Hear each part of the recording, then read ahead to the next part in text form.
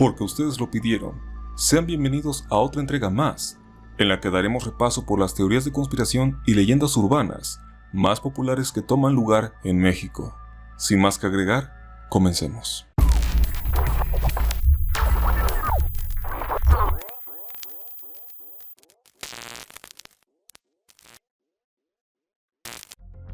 Probablemente el caso más popular de una especie de conspiración en el imaginario popular es la famosa leyenda del monstruo conocido como Chupacabras.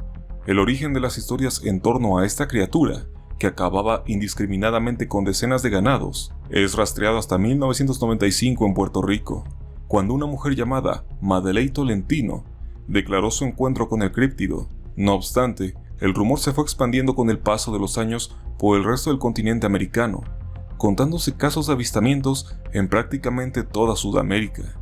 Pero sería en 1996 en México, donde esta leyenda ganaría su fama mundial. En este año, toda clase de medios de comunicación ofrecían reportajes e investigaciones sobre la criatura, y mucha gente en poblados rurales comenzó a organizarse para cazarla. Fue un caso de histeria colectiva enorme, pero que acabó por hacer que las propias personas se replantearan la situación, pues la aparición del ser mitológico coincidió de manera conveniente con un ambiente álgido en la política mexicana. El relativamente reciente asesinato del candidato Colosio, las devaluaciones y el autoritarismo del régimen priista parecían la excusa perfecta para el montaje de un drama distractor. Fue entonces que la figura del Chupacabras comenzó a utilizarse para referirse al expresidente Carlos Salinas de Gortari, de quien se decía aún movía los hilos en la corrupta política mexicana. Con el tiempo la leyenda del Chupacabras fue desvaneciéndose, aunque ocasionalmente se reportan avistamientos. Una de las leyendas más peculiares que se han viralizado recientemente gracias a internet es aquella que señala al actual presidente de México, Andrés Manuel López Obrador, como alguien con el gusto por intimar con animales.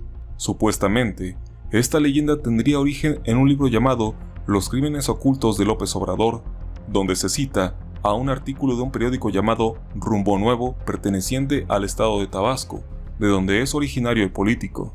En dicha nota se hace mención de un pasaje de la juventud salvaje y desenfrenada del hoy presidente, en el cual, además de consumir drogas, se menciona que era adepto a mantener relaciones sexuales con una yegua llamada Canica, perteneciente al rancho de su tío Lucio.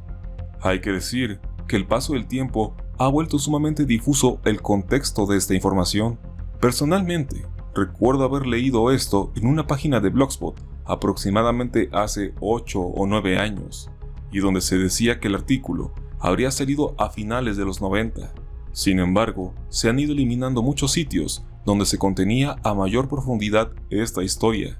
Originalmente, creí que el diario Rumbo Nuevo sería alguna especie de periódico de broma, pero no es el caso, así que esta nota podría bien derivar de rumores locales o una sátira a su imagen. En todo caso, es cuanto menos fuera de lo común.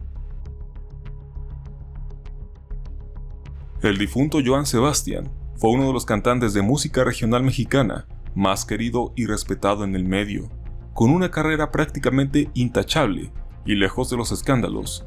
No son pocos los rumores que ubican al rey del jaripeo como alguien sumamente cercano a los narcotraficantes más peligrosos e influyentes de México.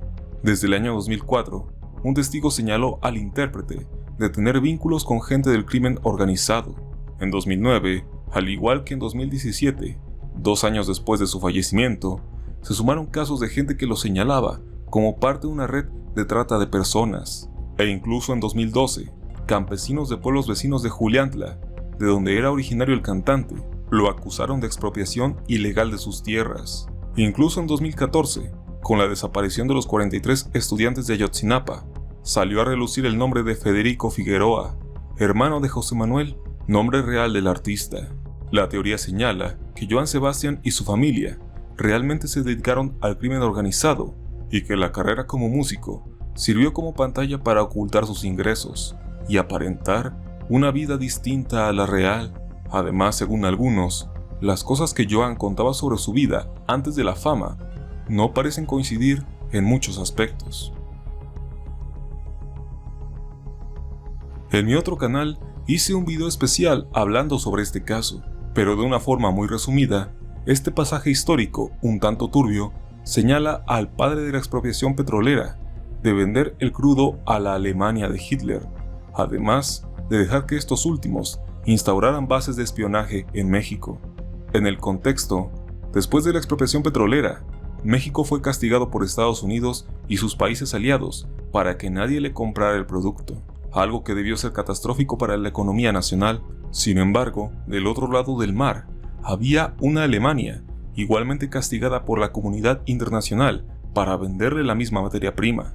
La curiosa coincidencia de un país que no podía vender contra uno que no podía comprar hizo que Cárdenas pactara con los alemanes para vender el producto, lo cual se tradujo en ganancias que hicieron que la expropiación petrolera terminara bien a fin de cuentas.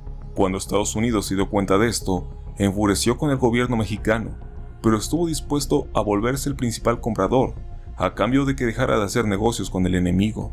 Si quieres ver el video que hice más a fondo de este tema, podrás encontrarlo en la descripción.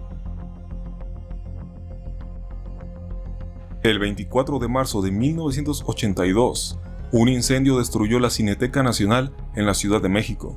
Durante 16 horas, las llamas consumieron 99% del archivo fílmico nacional y extranjero que resguardaba la institución. Hoy, a poco menos de 40 años de ese evento, las causas del siniestro, el número de víctimas y el título de las películas que se perdieron para siempre se desconocen. Existen varias versiones de qué fue lo que provocó el incendio, siendo la más inverosímil una colilla de cigarro que no fue apagada debidamente. Sin embargo, más allá de qué lo provocó, se dice que la verdadera razón para desatar ese incendio fue desaparecer evidencias.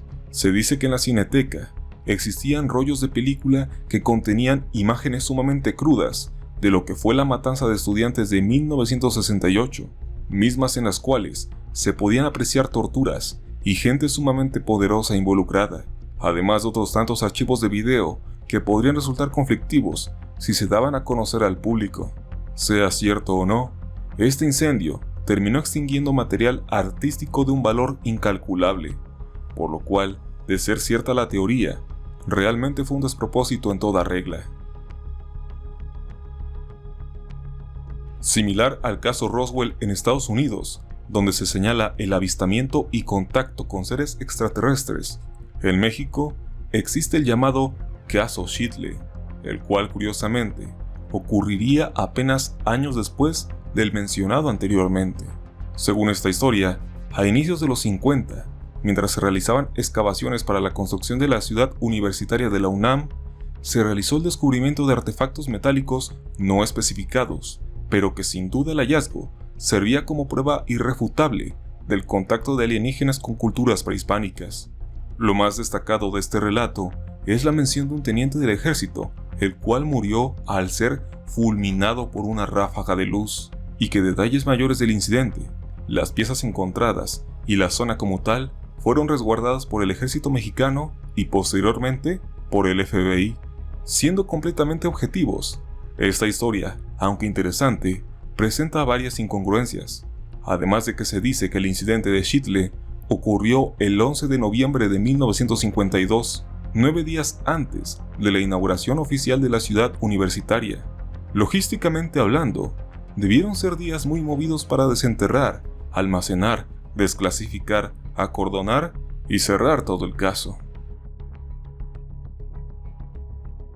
Hace algunos meses se armó un escándalo por la aparición de esta pintura en la cual, presuntamente, se representaba a Emiliano Zapata, uno de los personajes históricos más importantes de la Revolución, de una manera definida como homosexual. Lo cierto es que la persona en el retrato ni siquiera es Zapata, sino el propio autor de la obra, y a grandes rasgos, una representación del estereotipo mexicano. Sin embargo, esto terminó siendo aún más curioso. Existen ciertos relatos recopilados vagamente, los cuales señalan a Emiliano Zapata como alguien de preferencias homosexuales, o más que nada bisexuales, pues aunque ciertamente se le recuerda como un macho con mujeres a sus pies, también hay historias que refieren sus verdaderas preferencias. La más curiosa que pude encontrar es una que señala que Zapata mantuvo relaciones con el yerno de Porfirio Díaz, cuando el revolucionario aún era campesino. Este relato presuntamente fue escrito por la propia hija de Díaz, quien, según sus palabras, descubrió a su esposo con un sucio campesino que trabajaba para ellos. Aunque la historia suena sumamente trillada en ciertas cosas, podemos recordar que de hecho el yerno de Díaz fue aprehendido en una redada en una fiesta homosexual, conocida como la Fiesta de los 41. A perspectiva personal, pienso que escandalizarse por la vida íntima de un personaje histórico demerita la importancia que sus acciones tuvieron en favor del propio país. En 1989, un estudiante estadounidense llamado Mark Milroy fue secuestrado y su cuerpo fue encontrado en un rancho junto con otros restos, con señas de tortura sumamente inusuales, las cuales parecían señalar que en dicho lugar los narcotraficantes realizaban ritos satánicos. Lo cierto es que cuando uno analiza este caso a mayor profundidad, de satánico tiene poco, y todo parece coincidir más con santería afrocubana, más que nada con brujería de palo, y de una forma mucho más específica, con la rama conocida como palo mayombe. Sin entrar en muchos detalles, este tipo de religión basada en rituales suele recurrir a sacrificios, en su mayoría animales, aunque ocasionalmente se habla de sacrificios humanos. En el caso de Mark Milroy, se dice que su muerte fue con este propósito. De hecho, la banda de rock Brujería recogió su nombre basado en este hecho. A su vez, en un contexto más contemporáneo, se sabe que los líderes de la Unión Tepito son practicantes del palo mayombe, de modo que cuando hablamos de crimen organizado, lejos de las creencias en la Santa Muerte o Jesús Malverde, el foco principal sería la religión de palo y sus extraños rituales. Pienso hacer un video más a fondo de esta cuestión en algún momento. Basada principalmente en un par de libros escritos por Rafael Loret de Mola, padre del comunicador Carlos Loret de Mola, esta teoría o leyenda habla que, desde el sexenio de Miguel de la Madrid en 1982, la forma para designar el poder, tanto a nivel estatal como federal, recae en una especie de hermandad que debe cumplir con una serie de favores íntimos. De este modo, desde ese entonces hasta el año 2000, con la intervención del gobierno de Vicente Fox, los regímenes priistas basaban la forma de entregar cargos con base a que aquellos miembros que buscaran algún papel importante accedieran a la intimidad con quien tuviese el poder en turno.